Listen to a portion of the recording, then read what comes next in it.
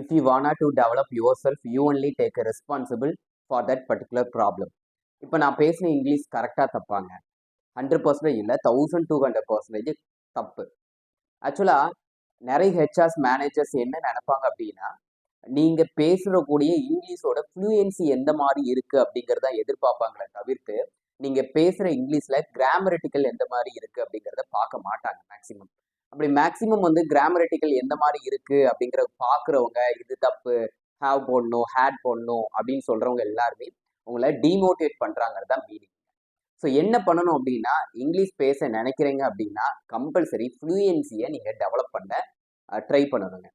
Fluency எனக்கு இங்கிலீஷே வராது, எப்படிங்க ஃப்ளூயன்சி வரும் அப்படின்னு கேட்டிங்கன்னா, நிறைய ஃபோன் மூலயமா பேசக்கூடிய இங்கிலீஷை டெவலப் பண்ணக்கூடிய அப்ளிகேஷன்ஸ் நிறைய வந்திருக்கு. ஃபார் எக்ஸாம்பிள் கேம்ப்ளேஸ், அப்புறம் வந்து டாப் நியூ அப்படிங்கக்கூடிய